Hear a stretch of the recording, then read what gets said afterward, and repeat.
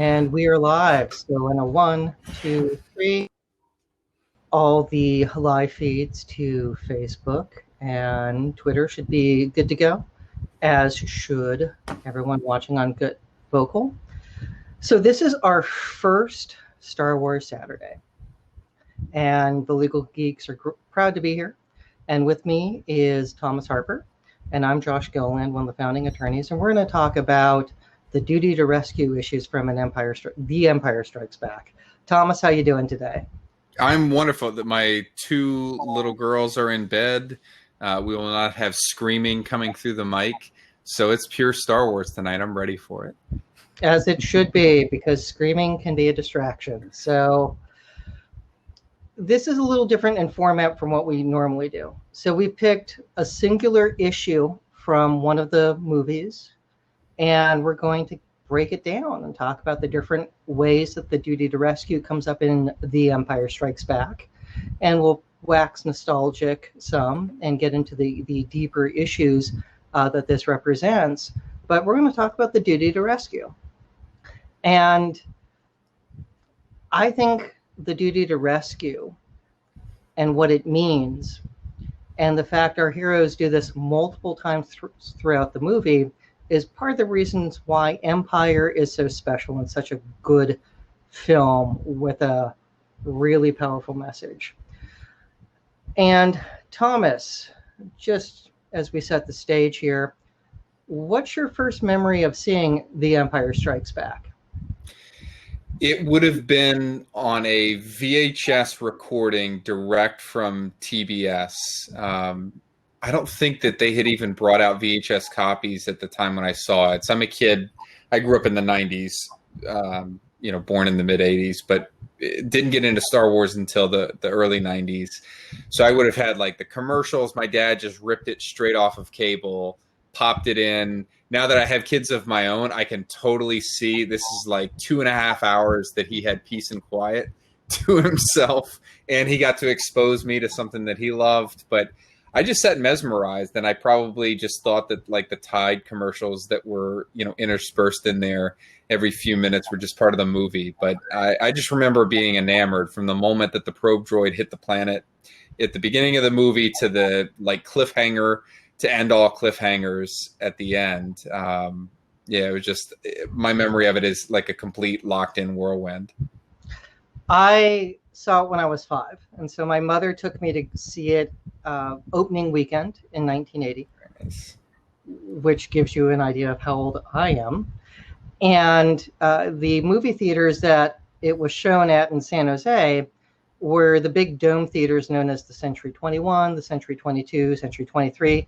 They're right next door to the Winchester Mystery House. And they're unfortunately closed. And I think they're going to turn into apartments or parking one day. But that's not yet today, but it's sad that they're closed.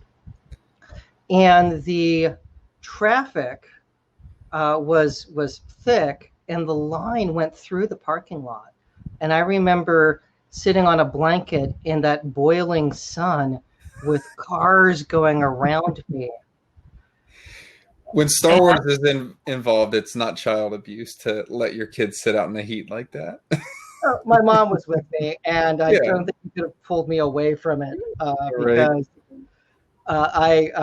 it was very important that I see this movie.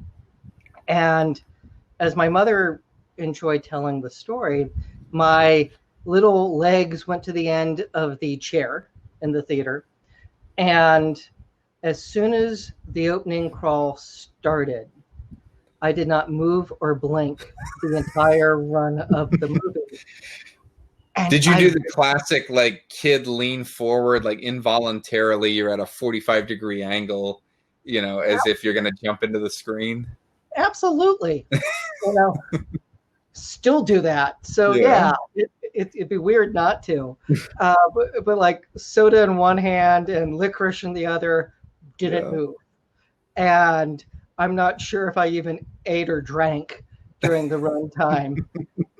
But I still remember the experience. I still remember seeing it and being in the theater, and the big reveal at the end, and the sounds of the audience screaming is ever carved into my memory, because that was unlike anything anybody expected. And there were literal shrieks of horror with everyone gasping. So the fact this movie could connect with the population on such a emotional, deep level is one important, and two, uh, it's like you don't always get that with movies today. It's really hard, and Star Wars has pulled that off a couple times. I mean, the original, when Han comes back, in the during the trench run, because again, surprise, people again like screamed and exploded and excitement. And in an Empire, it went the exact opposite direction with pure horror. And it is absolutely masterful storytelling. At that And young age, given where you are today in life, were you sitting there thinking about the legal duty of the different characters to rescue each other throughout? Was that no, analysis? Not nope, through your 5-year-old brain? Nope. No. That did not register, other than just pure joy. Absolute pure joy, because this was one of those things that just connected. And when you think about today, the only thing that I think has come close, and it was with the end of The Mandalorian episode 1, where you get the reveal of the child. Yeah. I did yell, dude, when that happened, because it was such a surprise. And it's really hard to pull that off in the age of social media and leaks, and you just don't see that happen. And Star Wars has been able to do that a few times, and it is so fun when they do it. Yeah. Although with Mandalorian, I found myself at like 6 a.m., like the crack of dawn, watching it and yelling out like that alone in my basement, which is a lot less satisfying than doing it with a theater full of people. But, you take what you get. It's better shared. And I think I watched that episode in bed on my phone. Like, again, one of the few times in my life as an adult getting up in the middle of the night to watch something that had just dropped on a streaming service. I haven't done it before or since, because it's like that important and that emotionally rewarding. Because you've got another month to rest up before you're doing it all over again on a weekly basis for season 2. So can't wait. And I got to say, with all that's happening in the world right now, we need this. So it's Star Wars is there for you. So let's talk about the duty to rescue, because it's one of the opening themes of the movie. Because we see Luke out on patrol. There's a radio exchange with Han, and then Luke gets smacked upside the head by the Wampa, and he's missing in action. And I just want to help set the stage for what the duty to rescue is, because non-lawyers probably don't have an idea of what this legal concept is. So first off, there is no general common law duty to rescue someone unless there is a special relationship. A person who could rescue a small child but does not could be savagely attacked on social media with hashtags such as ruthless monster, but that person would have no liability for the child's death. Society does encourage people to help others with Good Samaritan laws, which have the broad goal to prompt aid by people under no duty to act, who otherwise might be dissuaded by the prospect of ordinary tort liability. Now, a duty to rescue can be created between an individual, if there are statutes, contractual relationships, or implied by the virtual relationship between the tortfeasor and a third party. There are people who legally have a duty to rescue others, and these can include examples of parents have a duty to a duty to their children to provide them with care. Moreover, there are those whose jobs require them to rescue others, such as police, firemen, and paramedics. Now, there are some states that have rejected the new no duty to rescue rule as barbaric and uncivilized. And Louisiana actually stated in dicta, in an opinion, a person who observes a person in obvious peril should be required to render assistance when he can do so without personal risk. Okay, so there's no duty unless there's a special relationship or some law here. And to help set the stage where Han realizes that Luke is missing, he immediately takes action. He doesn't say like, oh, that's weird. He's in charge. He's asking people to verify. There's no question of him going, you think so? You assume? Find out. And so he's, not taking malaise as an answer. And when they realize that, like, oh, he's not in, it's too cold for the speeders to go out, and there's a comment about we can't go out, it's getting dark and cold, and Han says, and my friend is out in it. And he then mounts up a tauntaun on his own, leaving the others, and he goes out there to go find Luke. Thomas, what's your thoughts on whether Han had any legal duty to do so? And let's discuss. The lack of a duty to rescue generally, I think, is one of the most surprising things for most non-lawyers to learn. I think, those that watched Seinfeld back in the 90s, the series finale famously revolved around this whole thing. And generally speaking, they witness somebody getting robbed and they don't help and they end up in jail because of a special one of these statutes. But I think generally we think about, being good Samaritans and things like that. And I think most non-lawyers just assume that there's some duty there, but and they end up being surprised that there's not. And it ends up creating a very sticky set of circumstances when you do impose that duty. If you hurt the person further, like say you administer bad CPR and they get hurt further, are you legally liable for that additional damage? Say, and you unfortunately see news like this all the time. Say you get injured in the line of assisting somebody else, getting hit by a car while you're trying to help somebody change a tire on the side of the road. It gets dangerous, and it gets you get into this legal minefield very quickly. The interesting aspect here, I don't know that generally speaking, Han had any legal duty. I don't think Hoth had any government whatsoever. No. I think the few rebels that were on the planet constituted the only sentient beings on the planet. And so there's no statutory law that exists on Hoth that would impose that. You don't have a real contractual relationship between Han and Luke. They're just two military officers who are out on patrol. So that doesn't really apply. And, Han didn't do anything to cause, Luke's peril. Luke watched this, he thought was an asteroid, what ended up being a pod carrying a probe droid, hit the ground, and he made the choice voluntarily to go look after it on his own. So generally speaking, straight civil law, there's no requirement. I also look at this, my background is as a military attorney in the Army. Interestingly, there's no duty created by their military status either. Depending on the Rebel Alliance and their treatment of military ranks is all like confused and confluted. Yeah. That's a different episode of another podcast. But let's say Han is older. He's a captain. If we're using Navy ranks, and Luke's a commander, then Han is his superior. Even that superior subordinate relationship by rank doesn't create an automatic duty to rescue him.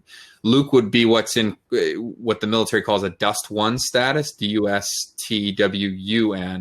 which is an acronym that effectively it's a transitory casualty status, where you don't know if somebody's been captured, you don't know if the soldier has run off voluntarily, in other words, has gone AWOL. You don't know if they've been killed in action. So this Dust 1 status would apply. Just because a soldier goes missing doesn't mean that every other soldier now has a legal duty under the Uniform Code of Military Justice or the body of military law that applies to go after that soldier. I'll tell you, in practice, what you see Han do, in other words, drop everything and make it a priority to go rescue Luke, that is what happens, if at all possible, when a soldier goes into a Dust 1 status. Resources are surged to go find that person, assuming that there's no combat to be fought and enemy to be defeated, which there's not here on Hoth. The Rebel Alliance, if they're mirroring the real world military, their entire priority would be finding Luke Skywalker. And what better character to go after and dedicate all these resources to finding than the guy that miraculously blew up the Death Star and leads a flight of your best pilots. So what you see Han doing is accurate as it would happen in real life. I think you would see a broader mobilization of forces, but it's not based on a legal duty. It's interesting to think about, because from the military aspect, again, I never served, but I'm familiar with the term "leave no man behind." And generally, no one likes the idea of like, yeah, we left him. Like, I grew up in the age where, being born in the mid 70s, the scars of Vietnam were still there. And there are people who were still very upset about the concept of if there was anyone left as a POW in Vietnam. And that was like a true scar on the country, because it manifested in pop culture and stories of like what happened to those who were MIA. And when in an empire, when we see it's dawn, it's not blizzard conditions, they do have multiple snow speeders mobilized, right, out searching, and there was at least 3 of them, if I remember the scene correctly, mm-hmm. In formation looking. I would hope they would scatter so you don't have 3 of them all in formation at the same time. It's like, maybe it's got to look cool though. They got to look cool while they do it. We want them to see us, so we're going to do some aerobatics, and it's going to be awesome. And they'll definitely see us this way, as opposed to we see them on the ground, which is all white and post blizzard. That said, they do mobilize forces, but I really do believe that Han didn't have a legal duty. He definitely felt he had a moral duty. And again, my friend is out in it.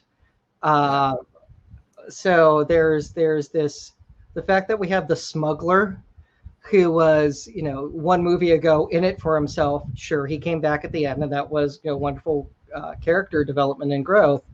But in this movie, he's very heroic. It's some of the best Han that we have, because of he's joined. And in the character study of compared to, say, Solo, where he says like, no, I'm the bad guy, I'm a pirate, and it's Carrie going like, no, you're not, you're the good guy, stop, I know you. You're gonna be cutting open a tauntaun in like 2 movies to save your friend by stuffing him into it. We all know where this is going. Yeah, you're gonna well, you build a shelter because that's who you are. You're gonna go out in a blizzard when nobody else will go out there and to save your buddy. Like, that's the type of loyalty that we see. And the last interaction those characters have in this film together is Han on top of the Falcon doing work on it, and Luke down on the ground in his flight suit before the Battle of Hoth. And the last exchange between the 2 of them is, be careful, you too. And they just, there's a look between them, just highlighting that duty of loyalty. So even if you can't say we can't find a legal special relationship there's definitely a moral special relationship of being close friends.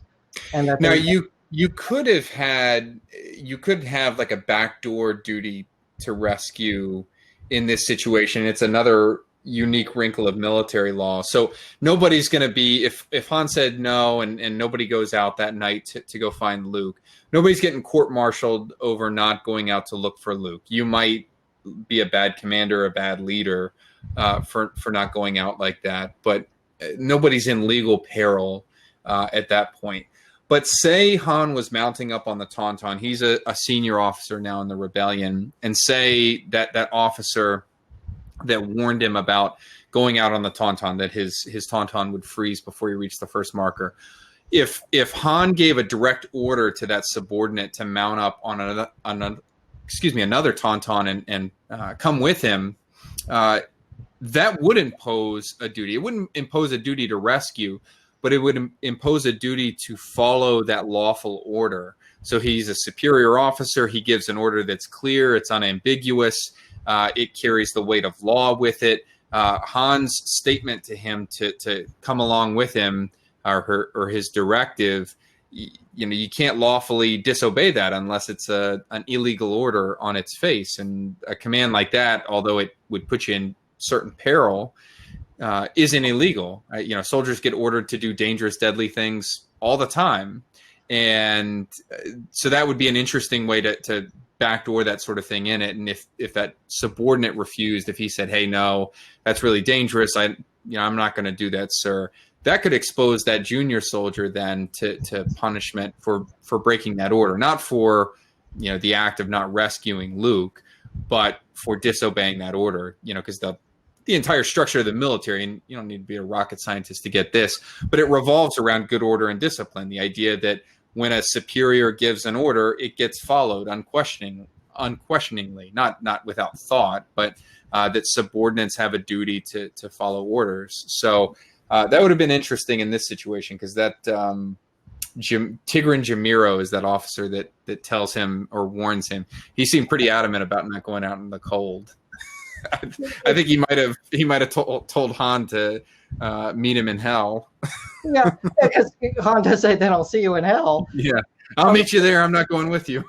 So when you think about when they were filming this in Norway, and the scene with Luke walking around, stuttering, like that was like outside their hotel, as like far as they could like have him go, and the cameraman was like in the doorway or something like that, filming it.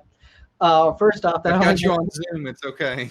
Yeah, first, that only makes me love it even more, knowing that background and what they had to do. But they definitely had the real experience of going like, no man, it's cold. Like, this is not smart to go do this. We could all end up dead as corpsicles if we all go out looking for one guy.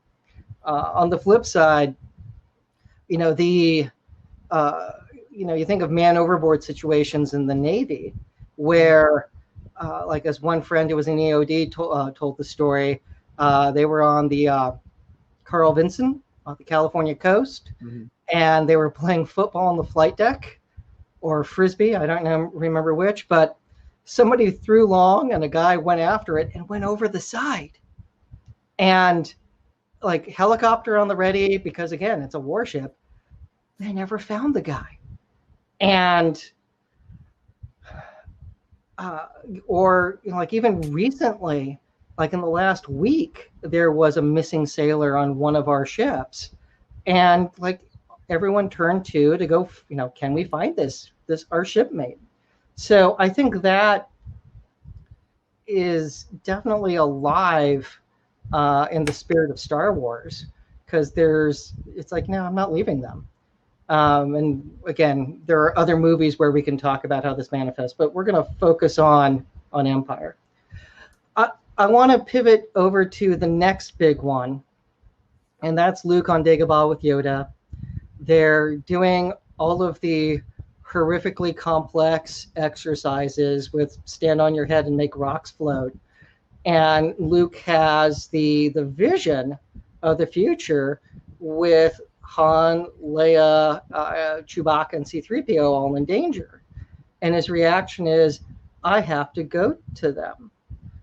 And Yoda's not able to say if they're going to die or not, but we do, get the quote from Yoda of, and I'll read it because speaking Yoda is always tons of fun for a dyslexic guy.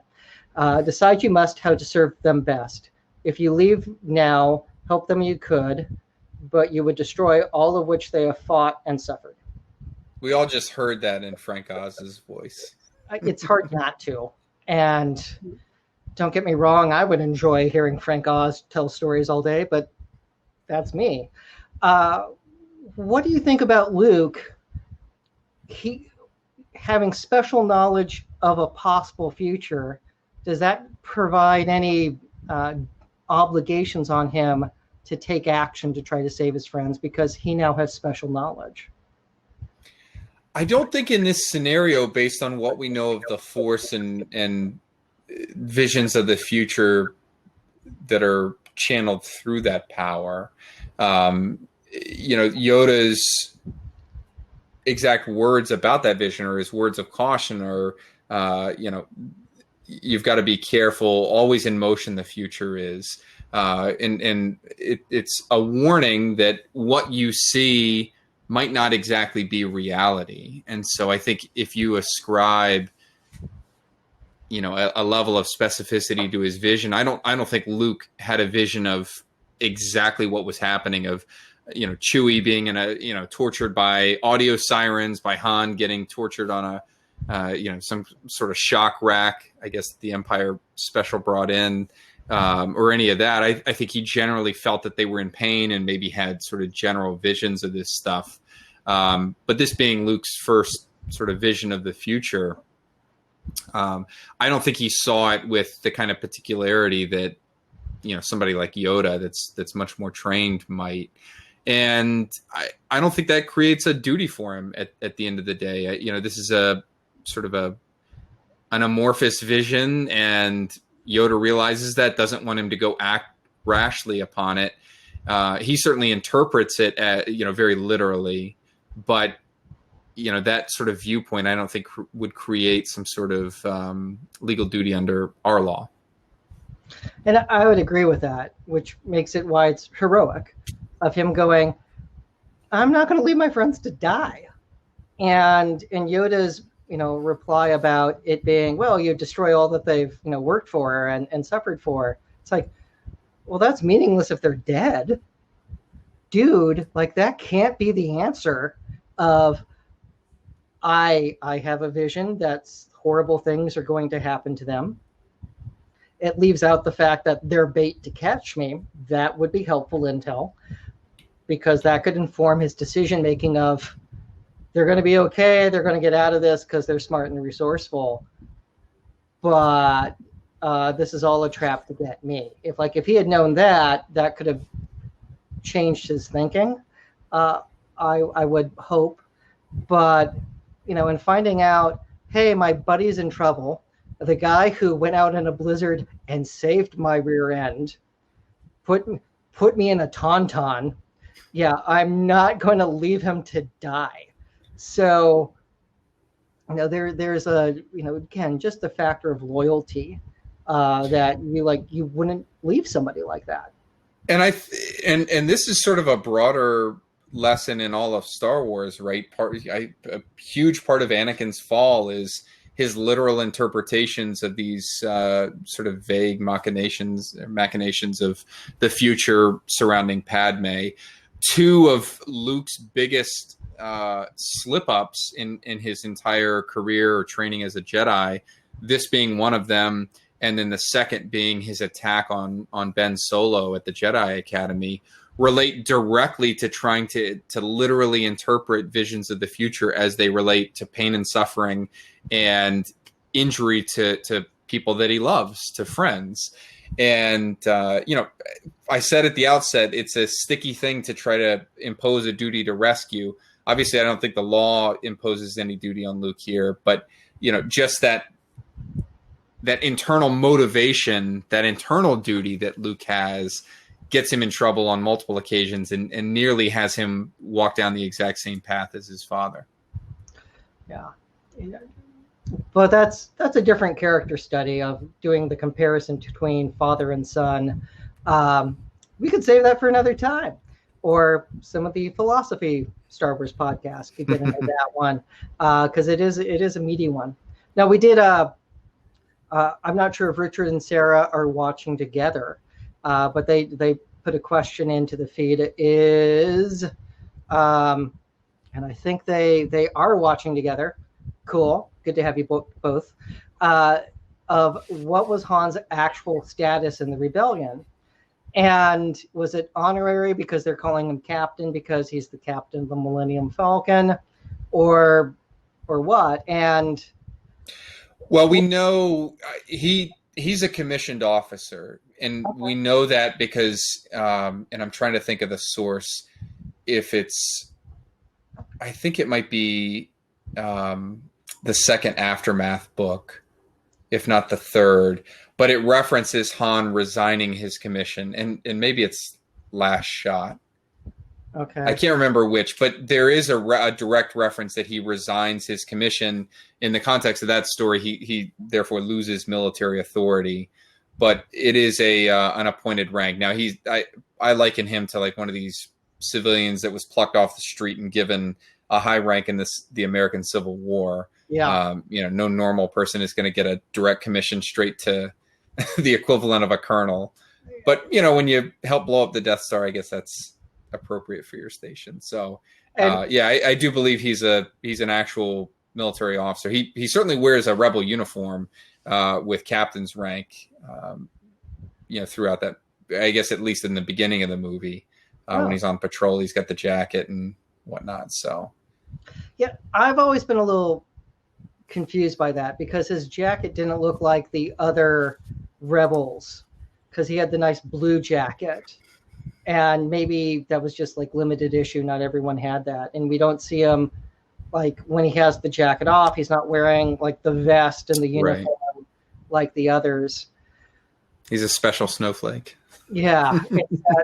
It's again, at this point, I don't know how well funded they are. I mean, like, sure, they're making uniforms somehow, but I don't know how. Do they have enough? Is there a shortage? And like the Civil War comparison is valid, but that was also those guys. It's like Robert Gould Shaw in the Massachusetts 54th.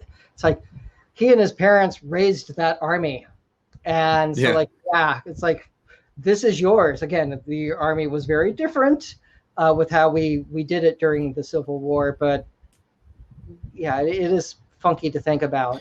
And you also see, I mean, and by the time of Jedi, he's promoted to general, so he's clearly and that would be the next progression. So if captain, if we're doing Navy ranks, it would be an 06.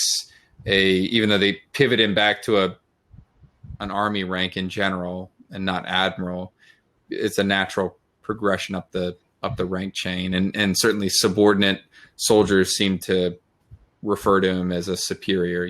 The deck officer, his name escapes me, but he comes up and immediately reports to Han when he calls him over, calls him sir. So it's got all the hallmarks of a superior subordinate relationship.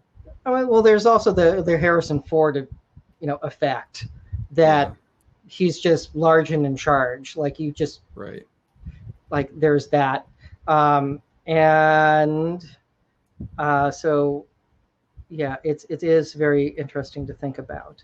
And we do have Richard and Sarah making a comment about Leia never put him in his place as a military officer. That's fair. No, but she should have. I think they were flirting. I think they had a complex relationship. You factor in saving her from the Death Star, which was a mixed bag of who did what, and getting them all out of there.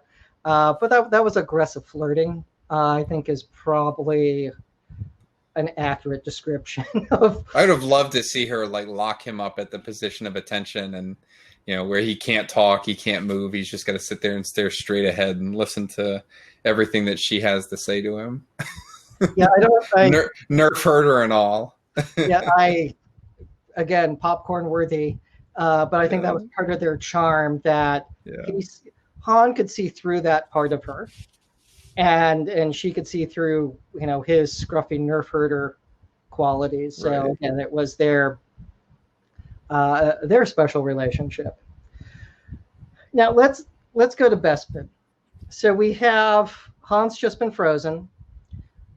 Vader has done his modification of the contract, which, again, different discussion on contract law and how that works. But it is fun. And as they're going down the hallway, Lando betrays the Empire because, like, they've broken the deal, and he makes the point of basically rescuing Chewbacca, Leia, and what's left to C-3PO from going off to Vader's ship, and then ordering the evacuation of Cloud City. They're in that situation, because of Lando trying to double deal Vader, and thus, by extension, the Empire. Do you think Lando, because he created that situation, had a duty to get them out of the situation? I look at this in two ways. The fan way, the fan legal lens, which tells me, yes, he bought that situation, he bid it off, he created that danger knowingly and willfully for all of those characters for personal gain, to secure Cloud City's future, its Empire-free future. And therefore he, the moment that he realized that they were in actual danger, in other words, Vader had changed the deal, and now Luke and Chewie were not going to be allowed to stay on Cloud City. They were going to have to be turned over to the Empire. That, I think, as a fan doing legal analysis, I think it did trigger a duty. Then I look at it through the lens of the military, and I look at, these are probably unlawful combatants, which is another another recording entirely to dissect the rebels' status as combatants in this armed conflict. But I think he validly set them up to be turned over, and quite frankly, they should be thankful that it was a bloodless handover. That he's effectively, I look at it like, I spent time in Afghanistan with the Army, and he's effectively, just a citizen that's collecting a bounty. Effectively, he's not being paid in credits, but he is being compensated, another way, in terms of not having the Galactic Empire come down and shut his operation down or take it over.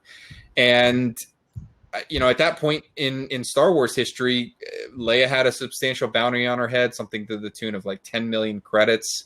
Chewbacca had a bounty on his furry head, and they're unlawful combatants. And I think from that standpoint, what Lando did was perfectly lawful and would not have created a duty.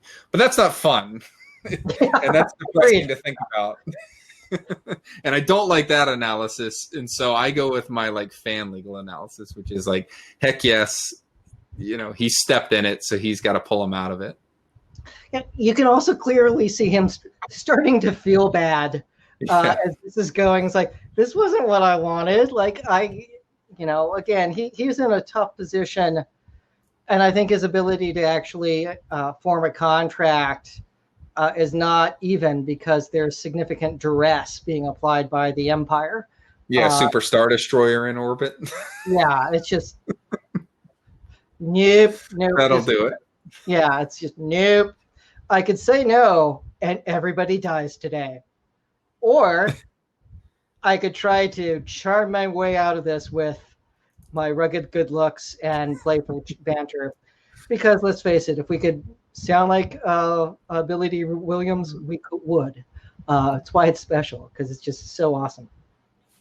Now, we have Luke has just gotten his butt kicked. He took a leap of faith to escape being the Emperor's prize, or his daddy wanting to use him to overthrow the Empire and go slaughter a whole bunch of rebels and everybody else to bring peace. And he's hanging on the bottom of Cloud City. And he's able to call to Leia, come save me. Like, I just got my butt kicked. Save me. And she hears him. And they turn around to go get him on a complete leap of faith. And Lando's reaction is like, dude, no, let's keep going. And it's Chewbacca, who, looks like, I've had a bad day. I just saw my best friend get frozen. Rip your arms out of your sockets. Yeah, I've done it before. I'm in a bad mood, and Lando's like, okay. Love that scene. But they go back on a complete belief that Luke is there and needs help. Do you think, what was Leia's obligation in getting that mental message from Luke? I think Leia did what she needed to do, which isn't a legal duty, but she relayed that information to the person who did have a legal duty, Lando. Luke this is sort of the interesting reverse of how we analyzed Luke, because Luke senses this plot. He doesn't realize that it's necessarily a trap laid for him. But you've got Lando, who helped, set up this entire web to catch Luke, and now he's hanging out on the bottom of Cloud City.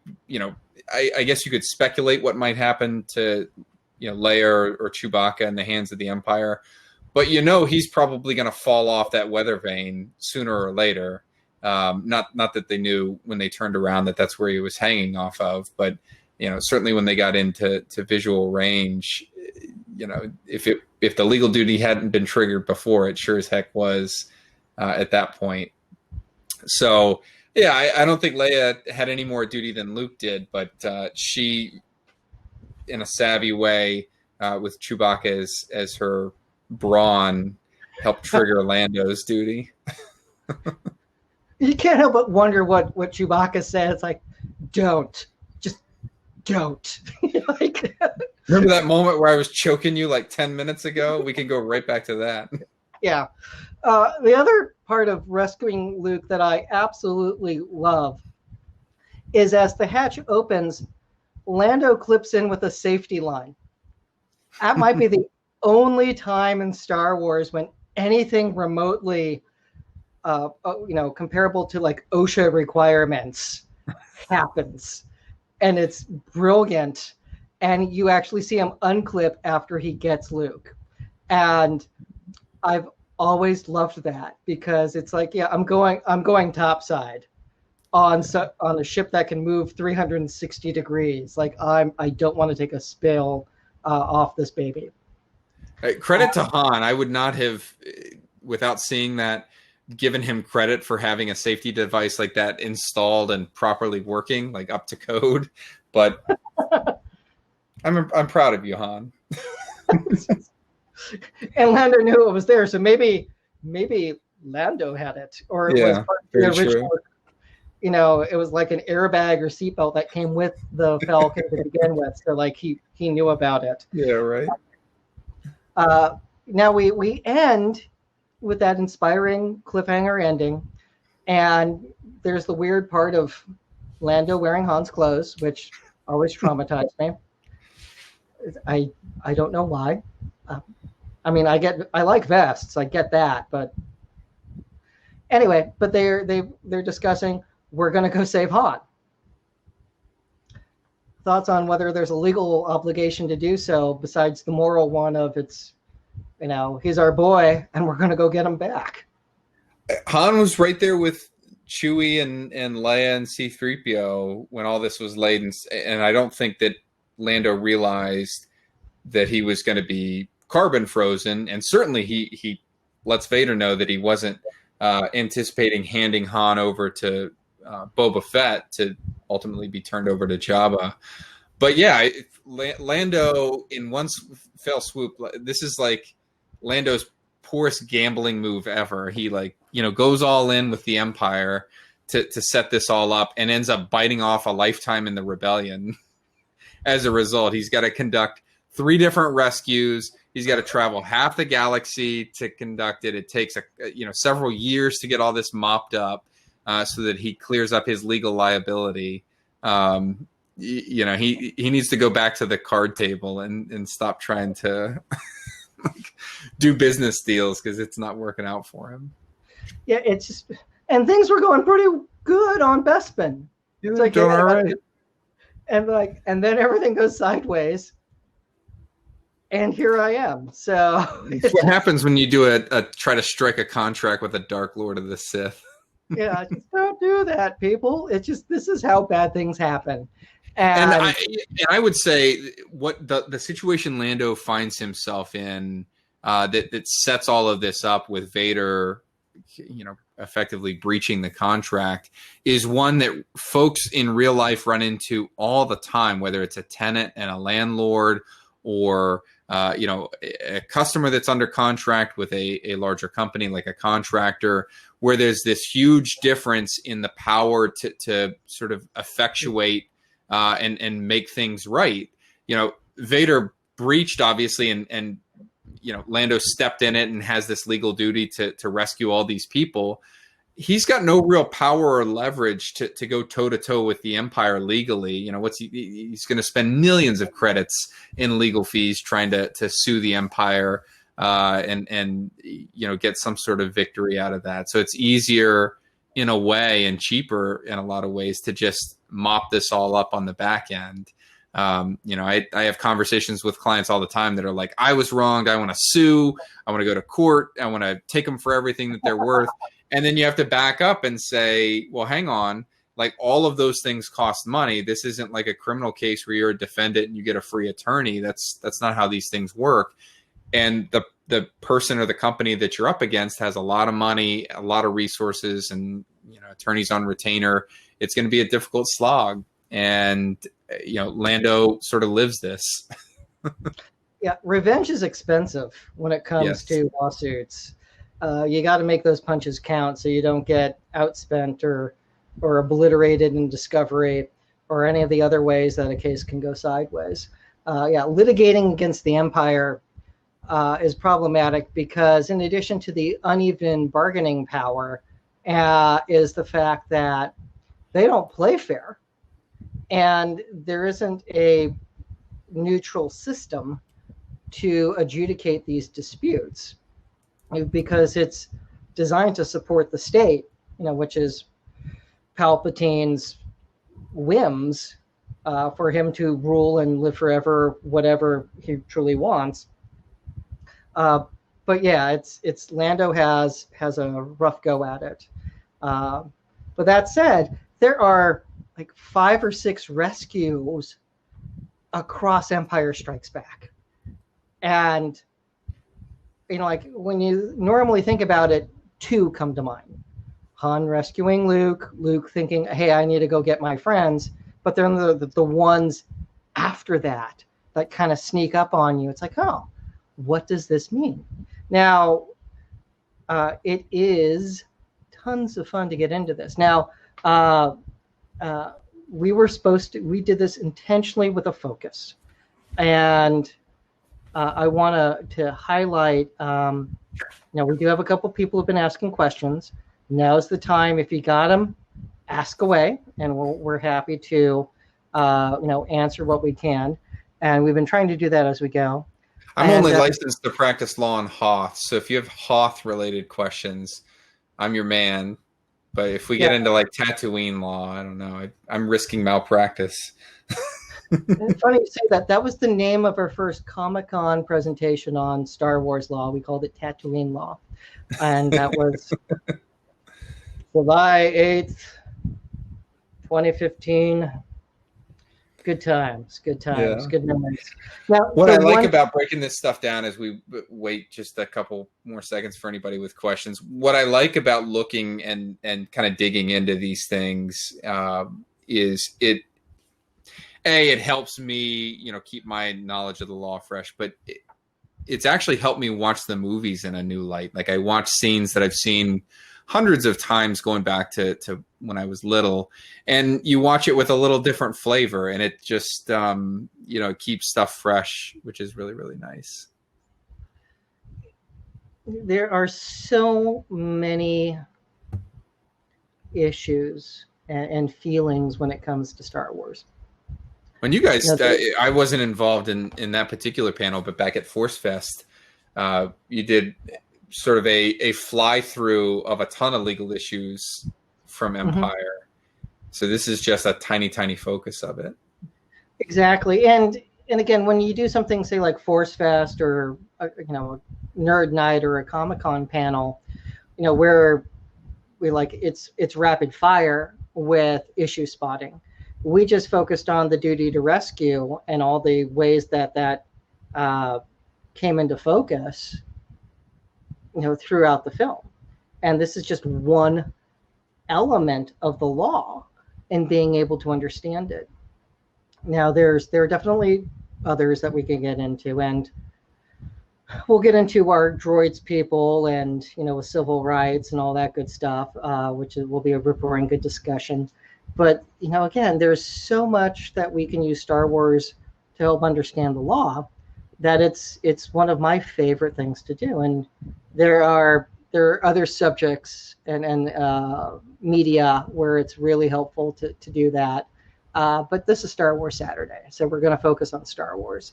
And I truly believe we live in a blessed time, because I'm not sure if anyone, the age of everyone who's watching right now, but being 5 days away from being 46, I was 3 when the original Star Wars came out. And that was in theaters for, I think, about a year, that you could go to any theater and see it. Yeah. People loved it that much. At that point in time, you just walk in, they're like, Star Wars? You're definitely not here to see Tootsie. I know that. Yeah. And you just nod. That would have been a little later. That would have been post-Empire, I think. But yeah, you could literally, I'm pretty sure we saw it at the drive-in, because granted, drive-ins are making a comeback because pandemic. But thank you for the correction on Tootsie. I can never remember when that movie came out. Early 80s, but yeah, I didn't. 82, thank you. Never seen it.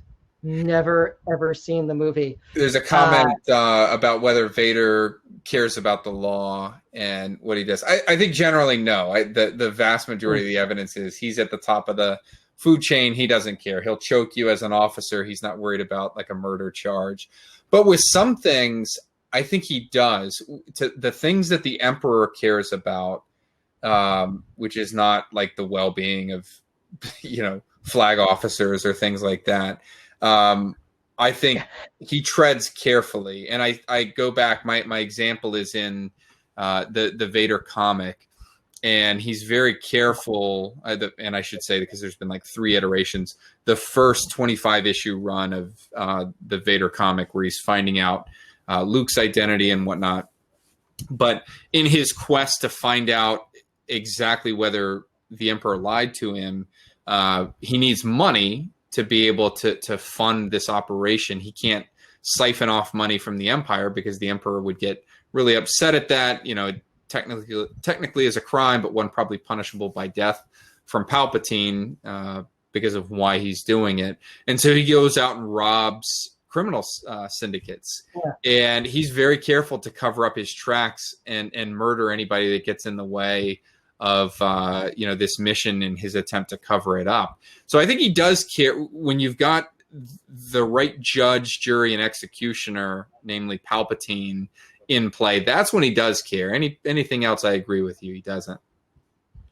Yeah, this is also Vader at his funniest, which you don't always think about Vader being the ultimate straight man making dad jokes left and right. But he does throughout this entire movie. And like apology accepted. And, just, they go through admirals and all, generals and captains left and right. And, like that's pretty wild. But yeah, it's Vader and the Law is an interesting read. Yeah, and I do agree. Anakin definitely had a good sense of humor. Right up And, until he didn't. yeah. And Right then it up kind of until, fell off real quick. I killed all of them, even the women and children. Yeah. That's generally not a prelude to marriage, but or what happened to those younglings? Yeah, it's a rough afternoon with Anakin. But when you watch the Clone Wars animated series, absolutely, Vader is. Uh, uh, You're now legal. You now have a legal duty to watch Tootsie. Yeah, Is I'll the skip it. lesson from this? I mean, again, it's Hoffman. Like, I get it. It's just when my parents were taking me to see movies, that was not one age appropriate, and I never went back. It's like, have you all seen Silkwood? No. So again, uh, Gorny Weaver.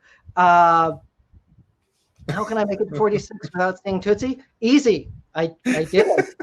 But I can tell you a lot about Doctor Who, Star Trek, and Stargate, and a long list of other things that I did see. And I'm glad you have seen Silkwood. Oh no, it's Doctor is a proper noun. It's the character's name.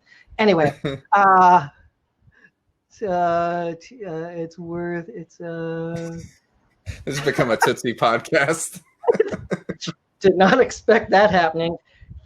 Good reference. All the early '80s movies. You couldn't say Dark Crystal or something. Yeah, look at the Pandora's box that I opened up. I didn't even have the right year. I wasn't even like 5 years after when I was trying to reference, but oh well.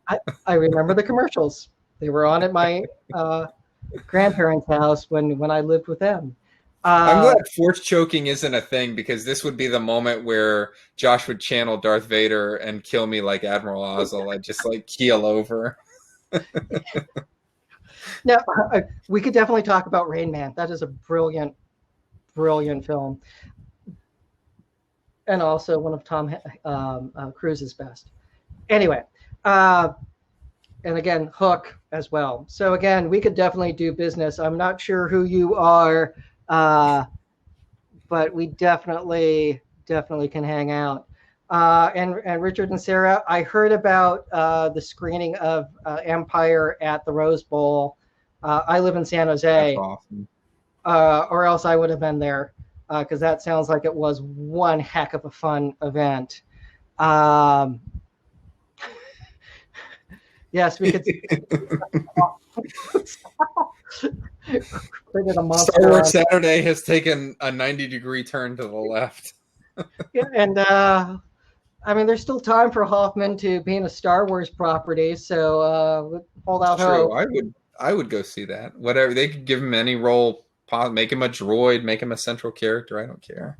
I would hope Taika Waititi's Star Wars movie could work him in, because if you're going to do it, Taika could make it happen. Yeah. So it's definitely good stuff. I gotta say, despite it raining ash and looking like a nuclear winter outside, all the fires taking place, all the horrible things happening right now, the fact we can use a video streaming platform that's a simulcast to our social media channels to talk about Star Wars with other people who love Star Wars is so nice. When you look at, again, I went outside for, to go get some, go grocery shopping, and it was just miserable. And you can, again, ash is coming down. Star Wars and other pop culture is something that really does hold people together and give people hope, or at least a mental escape when we're dealing with things that are of such a stressful magnitude. So, yeah, you can look directly at the sun. Yeah, and it was blood orange last night. It was absolutely horrible. So, come to Pennsylvania. We're not on fire. Yeah. That's our new state motto. You guys got a guest broom? Yeah, I'll start the drive. You got to add yet.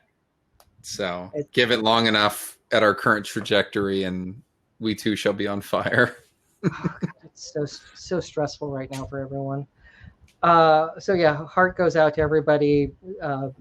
Folks in Oregon just got hit really hard as well with fires and evacuations, and it's a stressful time. So Lucasfilm just needs to drop the Mandalorian season 2 trailer to give us all a great respite. That yes, because get away from. It's a nice distraction from their own problems with Mulan. It's a nice distraction from the world's problems with everything. It's a long list of stressful, horrible things right now. Give us a 2-minute Baby Yoda trailer, and we'll all will be right in the world for about 2.5 minutes.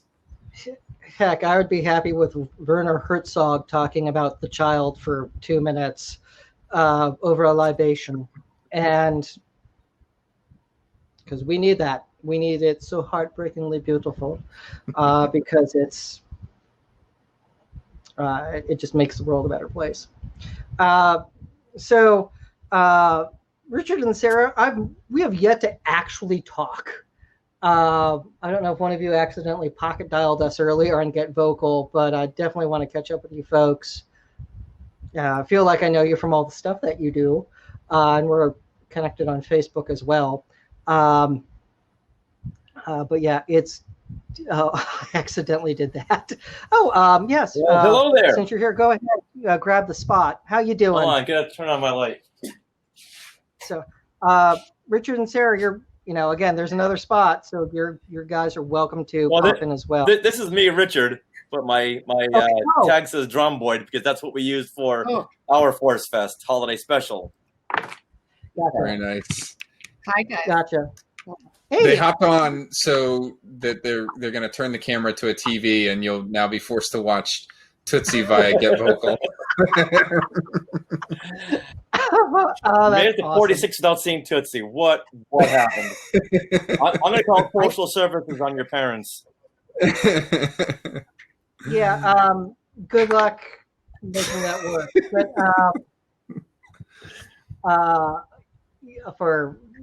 you don't know. Sorry. Yeah, I'm. My parents are no longer living, so. I'm sorry to hear that. Yeah, me too.